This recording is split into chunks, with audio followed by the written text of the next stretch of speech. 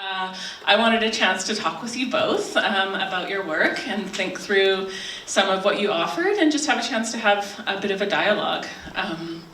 Perhaps one theme between both of your presentations that is also something that I connect to is work within archives, within collections, museum collections, where many of our belongings and artists once known and works that were part of our communities are no longer stored in our communities. They're now, in places like New York American Museum of Natural History or Canadian Museum of Civilization.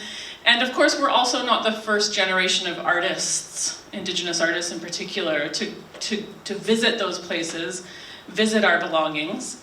I often think of it as visiting when I'm there. And the energy of our visit and the connection makes change in those places over time.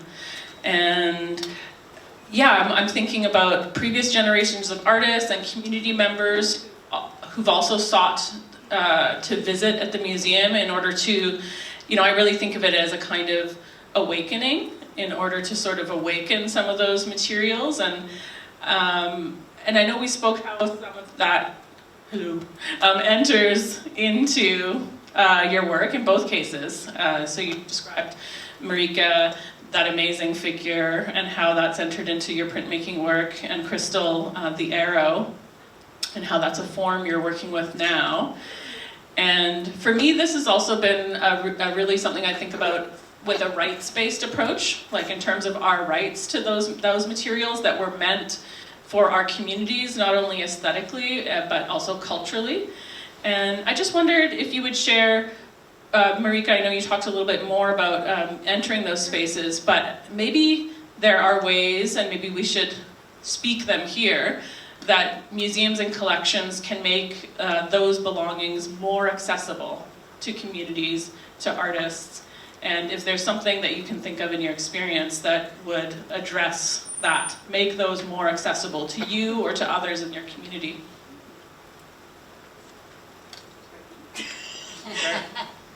Is this? Oh, it is on. I thought it was off. Sorry, guys. Actually, that's a good question, and I'm actually asking that all the time to myself. How can I get access to these spaces? So I actually got to visit the Canadian Museum of History and the Burke Museum of Northwest Coast Art in Seattle. Not the Canadian Museum of History, I had a virtual meeting with them. So I never actually got to touch any of the objects I was studying, which is very weird. It's another disconnection, I guess. And also the Burke Museum, I actually got to study these artworks through the YVR Art Foundation. And when I was talking to the Canadian Museum of History, because it was virtual, I told them I was really interested at a future time going to the museum and actually studying the belongings in person. And I am still asking myself, how do I make this happen? I feel like it's so bizarre. Do I have to pay somebody to access belongings from my First Nation? Who do I have to ask? It feels like there's a lot of, I guess, bureaucratic work involved. And I'm wondering, maybe Marika can answer this, but how do we get access to these spaces? I've found a lot of the work that I do is putting myself as a human buffer between institutions and my community, and I'm kind of taking the blows of their really harmful and hurtful ways of being to protect my community members and to kind of push in and set up little spaces that feel safe and inviting them into that space, because I don't really want to bring them all the way down to Vancouver, Victoria and have them have hurtful experiences. That's not really the point. And often, actually, from my perspective, I'm more interested in the community my community having the opportunity to I interact directly with like cultural revitalization rather than being in positions of educating institutions and educating staff at museum places, and that is really, really important work, and I wish I had more capacity and patience for it. There are communities that I feel have been leading the way in this work for a long time. Haida Gwaii is one of the communities that provides immense leadership in advocacy in museums. They've been working really hard in changing attitudes in museums for the last at least 20 years. I don't know if people are familiar, but Haida Gwaii has an incredible museum in Skidegate where they exhibit their own work, and they have been repatriating their ancestors and pieces for a very long time. Alert Bay is also and many other communities as well, but I'm very, very grateful to the people that have been working at this for a very long time to just make large cultural shifts. I've really noticed over the last 10 years since I've been doing this, like when I first came in, and then the attitudes now are different. Like we've got a ways to go, and every institution is its own little universe. So some are very progressive and very welcoming and work a lot with communities, and some are just like still totally out to lunch. And it's an interesting situation because so in New York, the Natural History Museum in New York, these are natural history museums, right? So when you go to visit the museum, the rest of the exhibits in the museum are like dinosaurs and like climate change and like evolution, human evolution. Like they're very science-based topics. And then there's this enormous body of cultural belongings that are connected to living, breathing communities. And their ability to work with actual people is very limited. So it's like a very steep learning curve for some of them. And some of the reaction is fear and clenching and not knowing how to respond and not being ready to change. I think about it as like science supremacy, that the study of it is more important than the actual living, breathing community. But like, get out of the way now. Like, this is inappropriate, and it is my belief that when there is clear lines of ownership, that those should be 100% respected. It's not as clear and cut as you would think, though. Like people are like, well, I'll just give everything back. But actually, because of how poorly notes were taken when things were collected and things were stolen, and it was just like a huge grab and steal thing for a really long time. It's not always clear where things are from, right? So it is like a very complex issue, even when you are at the place of wanting to return stewardship to communities. You may have two different communities that are interested in the same things, and so it is complex, but there are many communities such as Haida Gwaii and other people that have worked with institutions, people that are in this field that have been thinking about this from a Native perspective for a long time and do what they say. Like they know they have some really great advice about how to handle these things, and it's really up to institutions and their willingness to change and operate in a different way. There's like this is just like a funny example, but I remember hearing this story about something being repatriated, and it was like this blanket, and I can't remember which community it was, but the community came in and they went through this whole process of repatriation, and they like hand over the blanket with like their like plastic gloves, and like they finally give it to them, and then the community takes the blanket and lays it on the grass and lets it rot into the ground.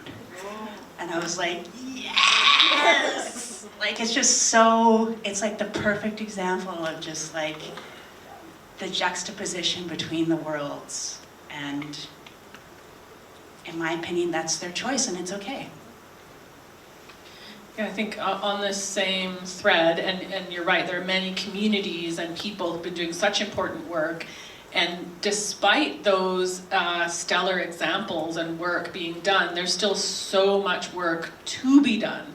I mean, we can see this in the NAGPRA Act and with remains, people's ancestors who are in collections. They're bodily remains, and so there's a very serious issue across the Americas. But there is lots of different disciplines who are involved, right? Anthropology, community work, but also artists have been there all along the way as well. And I think that is something really interesting, and we're often there in kind of slightly subversive or slightly grabbing, slipping in the door while it's still open because somebody else has entered or exited. Yet I think actually artists play a pretty central role to a lot of these situations. And I just wanted to ask, more so, what does it mean for you as an artist to be able to interact, to be able to learn from the materials, the ancestral works that you are looking at, that you're in some ways continuing on, right? Because also it's very important for us to assert our rights to that aesthetic tradition, our rights to those art forms. And what are you sort of experience as an artist working with either one of you?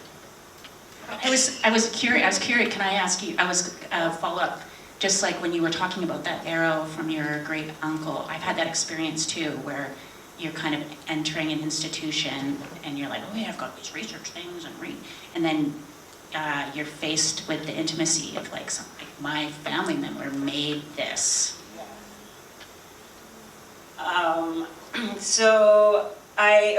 Talking about specifically that arrow, when I was doing research, it wasn't on the arrow at all at first. So actually this is related to what we're talking about. But back in the 1970s, or maybe even the late 60s, there was a moose hide purse that was made and beaded, and it had rabbit fur on it. And the Canadian Museum of History collected this piece, and the person who made it, I don't remember her first name, but she's part of the McGinty family in Pelly Crossing. She's still alive, and she had no idea where her purse went.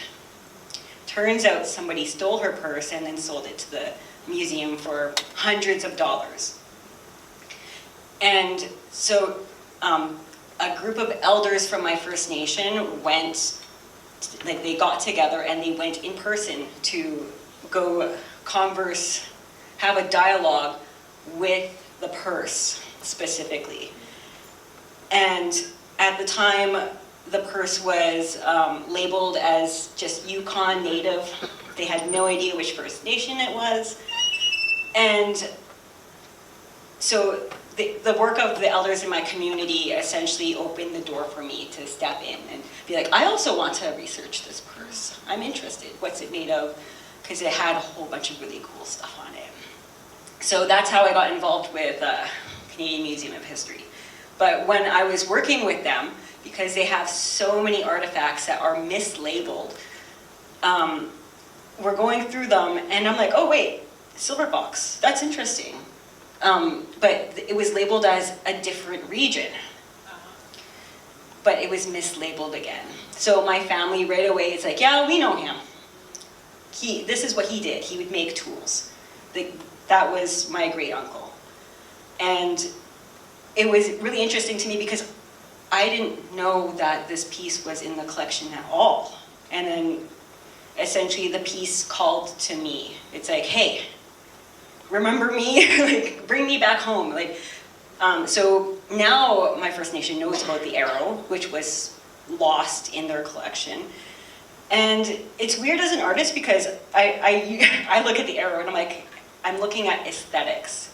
So I make art objects. I don't make functional objects because the art I make, if it was going to be functional, it'd be for my First Nation. It wouldn't be for an art gallery. So that's just how I approach it.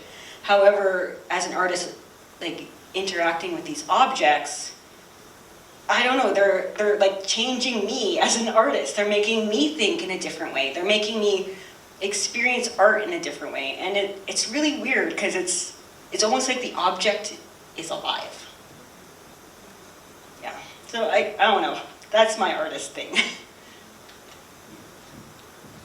Yeah, I would just, echo that experience. The power of those works extend beyond the kinds of confines that they're kept in. And what you just described also, questions who we think of as the person who's meant to have the knowledge, right? We think of the curator of the museum or somebody at the museum supposed to know everything about everything they have, which is just, first of all, an impossibility. But there's this sense of science supremacy. There's a sense of, oh, they're the official, they're the authority, and they know. Whereas really the true knowledge is in the families and communities of those works, really essentially. And that they call to be back where they can be in connection again. And maybe the other thing I think about, you have that work, connections, right? And landscape works, and Marika, and landscape in different ways also is often in your work with a figure, and there's also reference to landscapes and or reflections from the figure to the land. And I just wanted to maybe spend a minute thinking about how landscape, maybe as an art historical kind of category, right? We all are familiar with landscape painting or landscape in terms of how artists might, it's kind of one of the most known forms of art, right? Oh, I have a landscape drawing or painting in my house, or you see a bunch of examples in the thrift store, or there's multiple references artistically. But in both of your talks, land is depicted in different ways in the work, but really your work also not depicts, but also is a kind of coded visual, wherein your relationships are much deeper, and they enter in at different times in the work, but they're also perhaps shielded through kind of the deletion of the code, or through the ways that you're not necessarily having a specific place, Marika, but it's always still there. And I just wondered if you might talk a little bit about how landscape kind of enters into the work, and what you also protect in the work in that way? Oh, I love that question. So I actually, when I was at UBC, I specialized in photography. And I went to UBC Vancouver, and essentially UBC Vancouver, if you want to learn about photography and photographers, you're going to be learning about the Vancouver School of Photography. The Vancouver School of Photography is like a group of 5 photographers based in Vancouver, and they all have mostly men. There's one woman in that group. They all depict the land in their own practice in their own different ways. But I was particularly interested in the work by Jeff Wall. So Jeff Wall is, he's based in Vancouver, but he's never lived in East Vancouver, which I found very interesting. All of his photos depict East Vancouver. And I was really, like, when I was in art school, I was thinking, like, I wanted to kind of give my own perspective of what it meant to be in East Vancouver. However, I had all these issues. So I think of landscape photography, I also think of, or landscape art. I think about the group of 7 and how they essentially depicted these empty landscapes to perpetuate the idea of terra nullius and no indigenous people being on the land and all this hard stuff. But I'm also thinking about Jeff Wall and how they're, like, all these artists before me, their work of the land is representational. So they are trying to be like, this is the document, this is the reality of the place, and essentially, I guess, stick the very, what's the word? The very diverse and dynamic reality of land. But, so anyway, I was interested in the Jeff Wall photos, and So I went to each of the sites that he took his photos, and I also took photos of the same site. But because I am not Musqueam, Squamish, or Tsleil-Waututh, which is the territory that Vancouver is situated on, I felt like it would be wrong for me to take a clear photo of these places because they're not my land. So I purposely unfocused my camera. So that is how I deal with, let's say, like trying to decolonize photography, I suppose, or landscape photography. I'm really just trying to decouple the idea of photography being this like very scientific, matter-of-fact document that everyone thinks like if it's in a photo, it's real, it's true. Especially these days with AI. But essentially that's my thing with how I think about land and art. And Marika, we could add waterscape also to landscape. I think one of the things that I play with, I really like actually when I came by and visited you and you were talking about photography and challenging some of these, I don't want to put words in your mouth, but it was like something about like, you know, taking photos and like laying claim or to the space. And I thought that was like really interesting in checking out your work. And I live in Tofino, so people come in the millions to photograph the land all the time. And so I was like really thinking about that when you were sharing some of your work. I think where I play a little bit is I really like to express intimacy with land and nature. And one of my friends who is like a cultural educator, I would say, she likes to talk a lot about like there's no such thing as the wilderness. And so this othering and separateness of going into a natural space as if it's this other thing is a very colonial construct, because our only word for the wilderness is home. Like we are connected to the space, we are connected with all these beings, and wanting to creatively express that intimacy and that relationship, and I guess enjoy that feeling of connection, which is like to me the opposite of like, I don't know, there can be a very separateness to it, a very clean photography landscape where there's no sign of the photographer or of people, or, you know, so, yeah. I just want to do one more sort of question for our dialogue here, and then we'll open to a couple questions from the audience. But of course, also community in different ways informs both of your works. Like we saw the beautiful picture, Marika, of the intergenerationality of like your dad and your daughter, and repainting a screen, which is again another level of sort of time and generation in terms of repainting a work that also has this history of being stolen and displaced, and that also when there is lack of connection or displaced connection over time, how we also make communities, and the beauty of that space in terms of setting spaces to connect, and the importance of that. And I wondered if both of you might talk about ways that perhaps you touch on work with community, but also where you make a distinction between, so both of you talked about a distinction between like,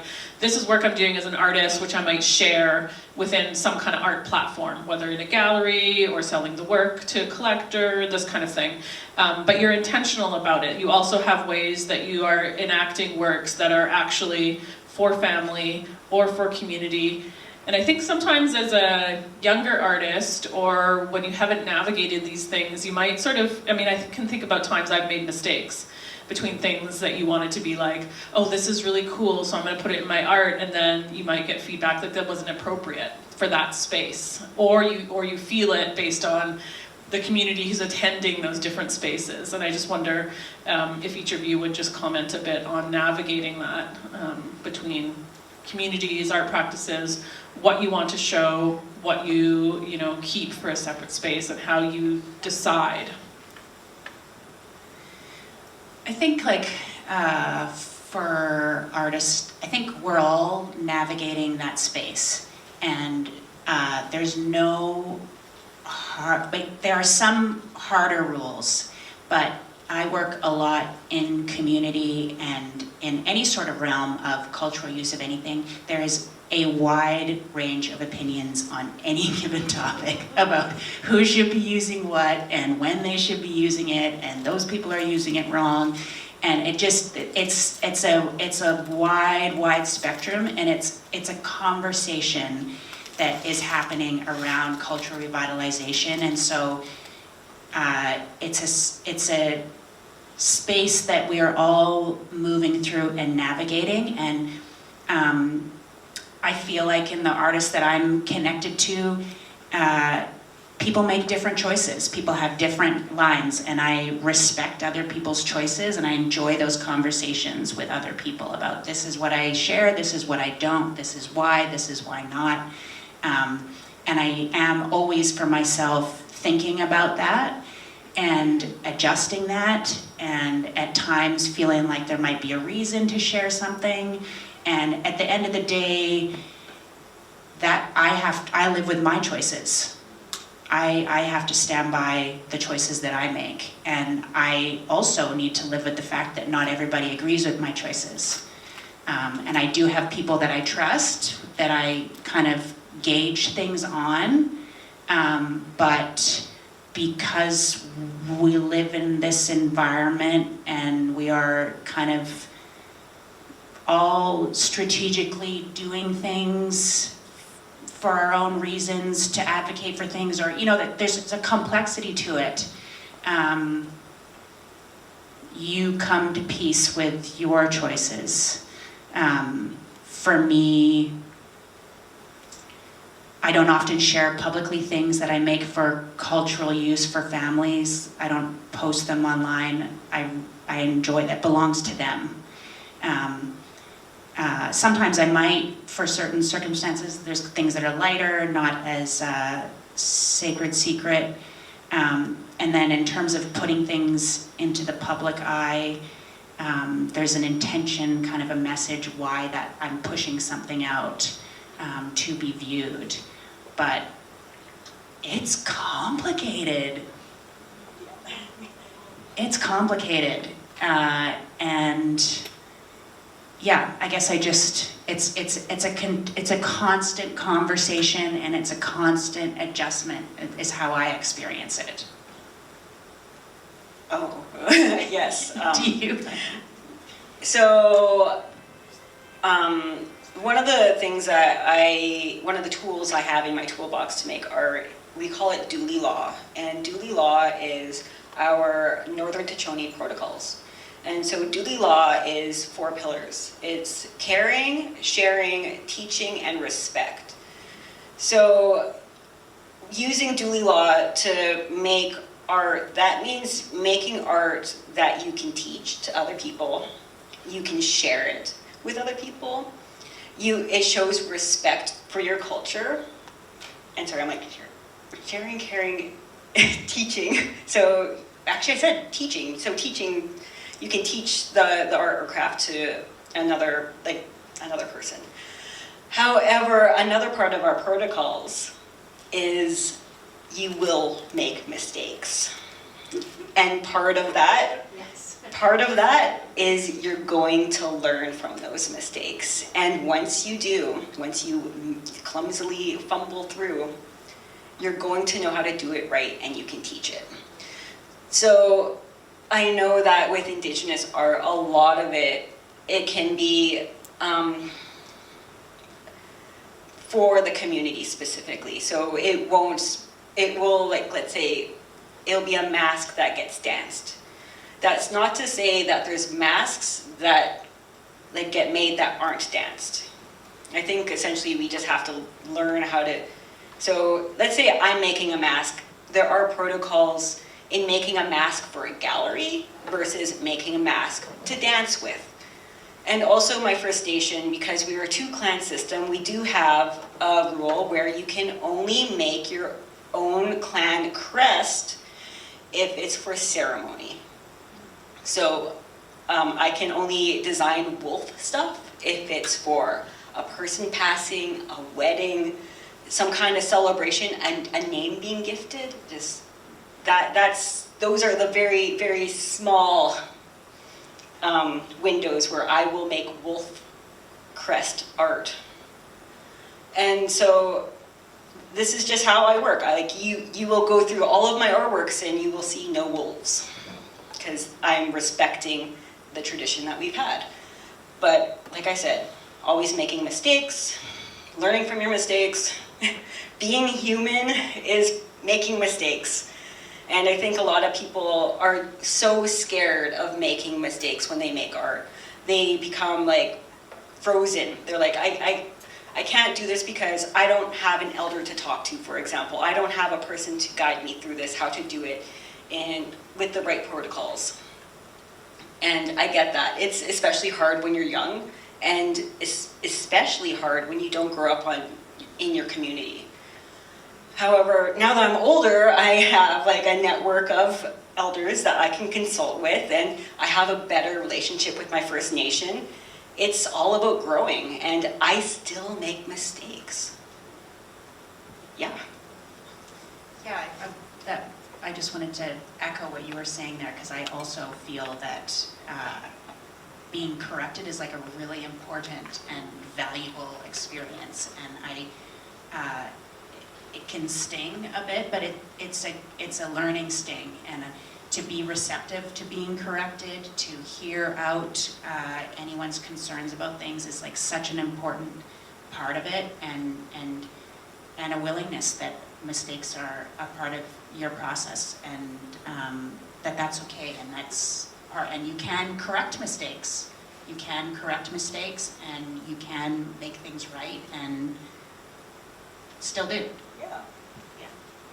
Which brings us back to the archive in terms of our work there, and a reparative act of, we're also working towards correcting mistakes, right? But we can open up to a couple questions from the audience. If you want to ask a question for either of the artists or contribute to this conversation, discussion, that would be great. Raise your hand high. Coming here, Ryan.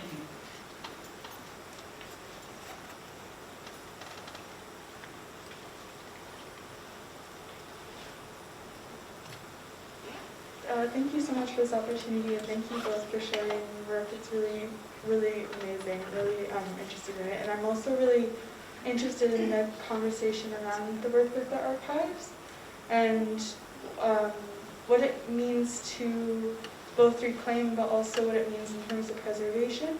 And I was wondering if either of you have thought about what that would mean for your own work and the lives of your own work, and if you see it as something that will try to be maintained over time or will be left to kind of do its own thing.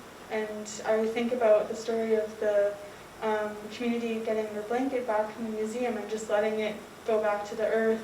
But I also think of digital works, and even digital works degrade over time. And if that's something that you're thinking you will maintain over time maybe, or if you have any kind of thoughts or plans around that. Thank you. I am terrible with keeping good care of my own artwork. I'm like, oh wait, I need to paint on a canvas this size, so I will rip the canvas straight off the stretcher bars. But anyway, on a more serious note, I made a work in 2019 called All That Glitters Is Not Gold, and essentially it's a big Hudson's Bay blanket suspended in a cedar frame, and it looks like it's a hide, but it's a Hudson's Bay blanket, and it has fringe that touches the ground, and that's supposed to ground the piece, and it's covered with copper pennies on the floor. and the pennies refer to the land because my First Nation has 3 copper mines on our territory. The work, All That Glitters Is Not Gold, is huge. It's like 10 feet by 10 feet. Like the frame itself is 10 feet by 10 feet. And then the rest of it is like, it's huge. I have nowhere to put such a work. I have no way to take care of this work. I had the work in my possession for like 3 years, and a lot of the, because there's fringe on it, the fringe got damaged by moths. Like, this is a reality. You know, I don't have a big cedar chest to stick this stuff in. And the National Gallery of Canada actually purchased it from me, which for me was such a huge relief. I'm like, oh my goodness, thank goodness they're gonna take care of the work. And they have like a freezer for the blanket. They have a whole team of specialists to put it back together. It's like, almost like it's become its own like little project with the National Gallery. They're gonna show it later this month, by the way, guys. So if you're in Ottawa, go check it out. But I really appreciate the care that they're putting into this artwork, because this artwork means so much to me, and not only me, the elders of my First Nation, because they helped me make it. So to me, it's almost like that's the closest thing I have so far to have my work in a museum.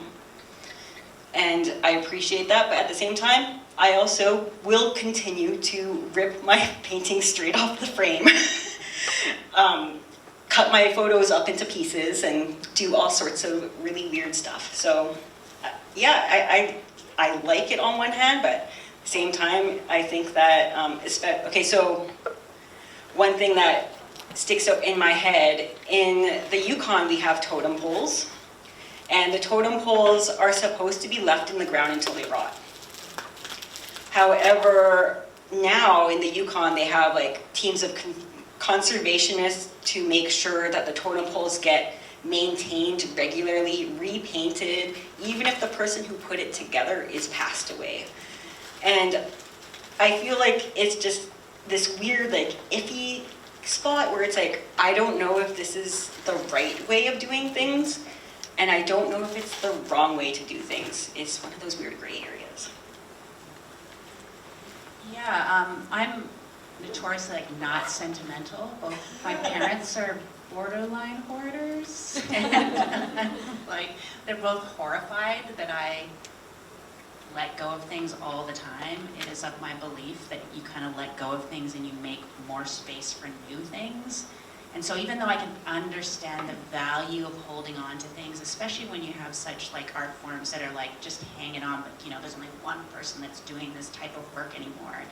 And I get that, but I also feel like the balance right now is like so onto the clinging on to these things, and to move it a little more over to like nourishing, like living creative work where people can replace things and know how to make things, and that is like have so much more value when you have people that are actively can make things, and maybe they're not as perfect as this other thing, but you know, that skill set of being able to actually create it and then pass that on to a child that may also be able to make that, like, that is so much more valuable in my eyes. So there is a weighing, but I'm more on the like, I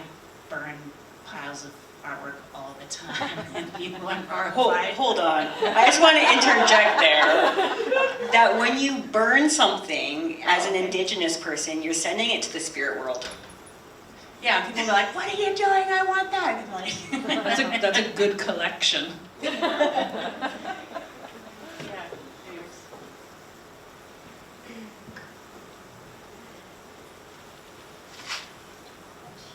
Hi, thank you for sharing. I wanted to talk about the barriers to like knowing how to do things, like within your communities and like outside of it. In my work right now, I feel like one of the barriers that I'm facing is the fact that like talking to the people who are older than me and who have like more connections is really hard, because it can be actually like slightly offensive to bring up like past origin stories that you know that they grew up with because of like colonization and the introduction of like Christianity. And so like where do you give yourself like permission to make art that cannot be taught to you, or that is sensitive for whatever reason?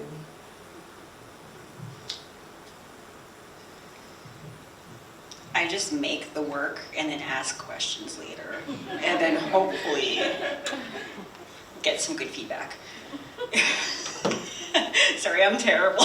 That's a There bad is some answer. conversation and energy that's generated by posing things. Like that is, I agree with you. You know, it's a tough one. Sometimes, depending on the work, sometimes it warrants more consultation or, you know, conversation, not necessarily permission. I think as artists, I always want to be careful about permission. I have a artist who I greatly respect, Dana Claxton. She's an incredible artist, and she once quipped to me that she will never ask permission again. She had a particular project and she asked permission and it turned into a whole cycle. And I've had times where I've approached collections and they've tasked me with a lot of the community consultation needed, the kind of permission, which is very like it's a very roundabout way to get my free labor, because really that consultation needed to take place when the object was stolen or collected or placed there. But I think, you know, to some extent we're always navigating those spaces of connection and disconnection and permission and or license and or, you know, I think the best thing is for us to think about our own pillars, like you described the laws that you use, protocols, what that means to us, and then to you know, to check in with ourselves why we're doing things. Are we doing things for our ego? Because we know it'll make a cool work that other people will think is great, you know, or are we doing it, and that's not necessarily bad, but we just make choices about what we want to do, and or, yeah, that checking in, yeah. Yeah, and I just want to say, like, you know, like the violence of colonialism, right? Like, these can be really loaded topics, and talking about cultural stuff can bring up pretty strong reactions. That's an experience that I've had a lot as well, and learning to work really gently with, in my community, survivors of residential school is like, it's a skill set of building comfort, building relationship, gently bringing up topics, seeing how they're received, navigating in and out of things to make sure that I'm not causing any harm with my curiosity. I've had, you know, I've got a friend who learns, I thought it was like so perfect, she learns Haida language, which is like, you have to be a warrior to learn language. Like, learning language is like, it is really loaded. There's a lot of loaded layers. It's not just like learning words. It's relearning and inhabiting this space and what that feels like. And I feel like sometimes there can be a lot of shame with community members about maybe what they know or don't know, and that can be like a complex thing. I think that's something we all navigate, is our level of connection and disconnection and things that we understand and don't understand, and then there's also like levels of trust. You know, so many community members, you know, may not know what your intention is, and people coming in and wanting to gather knowledge for this or that, and not knowing where that's going, and so can be a lot of like protectiveness. I don't know if that's layered in, but yeah, I think working with any of this stuff, we're kind of like gently moving into these spaces and maybe like building relationships with our communities or strengthening our relationships, and then also like that process of cultural revitalization. It's not necessarily just like all happy, easy. There are parts of it that are very tricky, painful, hurtful, people unintentionally offending each other, forgiving each other, coming back together, us relearning how to be with each other, and in a good way, right? So we just believe in the work and we keep trying.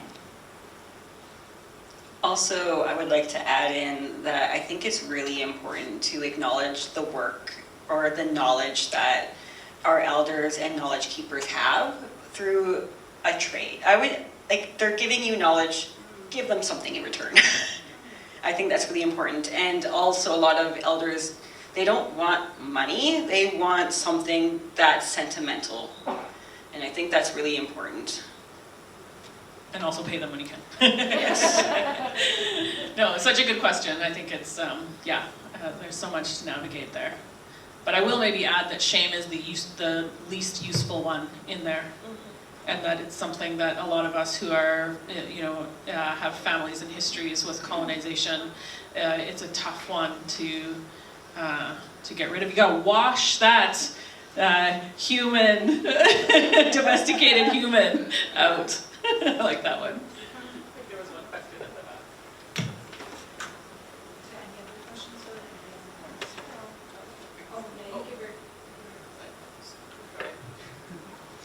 Hey, I think I really enjoy the conversation that you guys are having, and I think one of the big, I don't know if so much as a question, but in addition to what's being said, is that when we're looking at the indigenization of our art, right? Like, because in your talk, you mentioned that there's somebody wanted, or like a photographer wanted a landscape, like you to indigenize your photography or something. And that's something that happens a lot to a lot of our artists in all these different areas, because everybody's looking for beads and buckskin, right? Or they're looking for language and animals, right? They're looking for a picture of somebody standing there, and then in the smoke there's an animal, right? They're looking for one of those things, like, or the complete opposite, like, the drugs and drinking, right? And I think one of the things that I always say whenever somebody asks me, like, oh, we were looking to, indigenize us, or, whatever, it's like, anytime you give me anything to do for you, you're indigenizing it. Because I'm an Indigenous artist, I'm an Indigenous person, so if you want me to create this art, this is an Indigenous art piece. It doesn't matter if it looks like what you think it should be, it's an Indigenous piece of artwork. And I think we need to be able to own and assert those. And I love these talks and these discussions and what's happening here, because that shows that we're more than just beads and buckskin, even though that is a big part of us, right? And it's a big part of our histories. Like, I'm from the interior. I'm from Penticton, right? And I remember the first time that I ever really realized how fortunate we were to be in this area. We hosted a film festival at the Okanagan Center, and there were some students there from Vancouver. And this was just when all the talk of connections and reconnecting with our peoples and communities were happening. And these teenagers, they made a film of downtown Vancouver, and they did a tour, right? And they're like, this was supposed to be our hunting grounds. Like, how am I supposed to connect to this? And it's like Commercial Drive, and you see all these streets going by. And this was our fishing grounds. And then you see like a manhole, and they're looking down, and there's a painted fish on it. They're like, you can't expect all of us to be connected to these things if we're not connected to anything around us, right? So that, like, I thank you for sharing that part, like the disconnect, because sometimes in my connectedness I forget about the disconnect that also happens within our communities as artists. And then the last thing I just want to add to the discussion, with the question that you had, is understanding our intent when we're speaking with our elders, because of their history with whatever it is, whether it's like residential schools, sexual abuse, or being re-traumatized by the intergenerational survivors of residential school. that when we're speaking with or asking our Indigenous elders for information, the intent behind what we're asking sometimes determine the answer that they're going to give us. So if we go in there with entitlement and be like, hey, you know what, I'm an Okanagan and I deserve to know this, and I want you to tell me the story of this, you're not going to be met with the same reciprocity. Whereas if you were to come to somebody and be like, hey, I would like to know more about the history of this area. And the other thing is knowing what you're asking for. When I first started learning things, and I use this story a lot, is when you're asking a question, make sure that you know what you're looking for. And I shared, like, I was wanting to know the creation story in my community. So I was asking my grandma what the creation story was, and her response was, the creation of what? And I was like, the creation story. What do you mean the creation of what? And she's like, well, you don't know what you're looking for, so like when you know, come back and ask me. And that got me mad. So what I did is I went to my auntie, and then I went to my friend's grandma, and then I was in Oliver, and then I asked my other auntie, and then I was over here. And then because all of these people talk, it got back to my grandma. I'm asking all these questions, and they're like, hey, you need to be accountable to your granddaughter because she's harassing us with all of this information, right? Like, how come you're not telling her? So my grandma, then, she was just like, hey, what are you doing? Like, I told you to figure out what you're asking me for. Instead, you're going to ask my sister, and you're going to ask my cousin over here. Now you're going over here. Like, you're making a mockery of the way that we get information. And I was making her look bad as my elder, and I was making her look bad as my mentor. Unintentionally, right? But it had nothing to do with, you know, it was being corrected, right? Like, and she wanted me to realize, like, what I wanted to ask her was, tell me the creation of our people, right? It wasn't just the creation story. So when you're speaking with Indigenous elders and knowledge keepers, make sure you know what you're asking, because you could be asking them for the creation story, but really they're going to tell you the creation of fire, right? Or something. So make sure you know what you're asking for.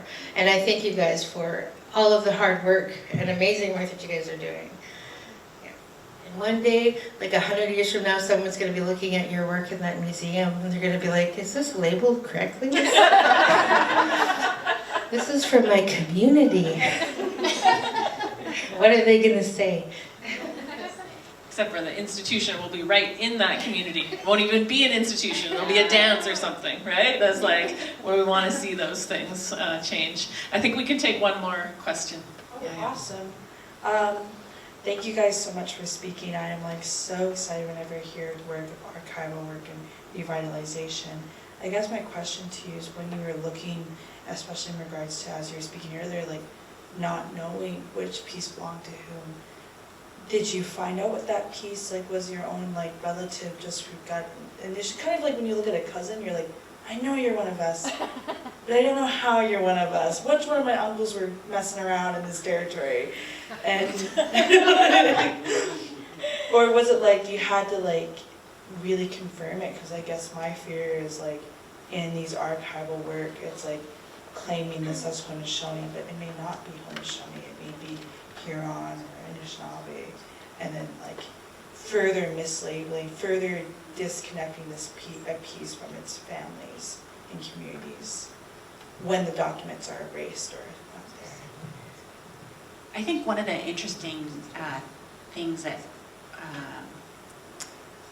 Jordan Wilson did in one of his exhibits was challenging this idea of like the one truth about something. And he did an exhibit where I think this is what it's about, but there was like photographs, and it basically was a conversation between community members. All the photographs are in the middle, and then you can sit in this installation and you hear a conversation happening about the photos, which I think is a really beautiful representation of like how actual knowledge is, and there is not really one truth. And that's probably one of the problems with museums and this supremacy of science and like wanting to label things and categorize things in these very concrete things, whereas how I feel I experience it in my community is that it's like a very living conversation with many, many different opinions and many, many different truths. And I don't actually feel like I need to decide who's right. I just enjoy the conversation and enjoy the different perspectives, and as long as, and that's actually like people, when I do museum research, people often think, oh, you're gonna start a museum. But I actually don't want to do a museum because I don't want to write those labels. I don't want to be that person. Tombstone labels, That's they're like, called, right? That's divisive. It's divisive, and I would just, everyone would hate me, and I would never get the label right, because one person would think was right, and then the other 6 people don't like the label.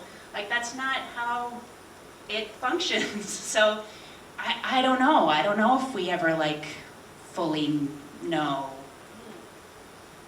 I'd like to add to that. That's actually very well said. I know that exhibition you're talking about, the kitchen table. Yeah. It was at the Museum of Anthropology, I think in like 2016 or something.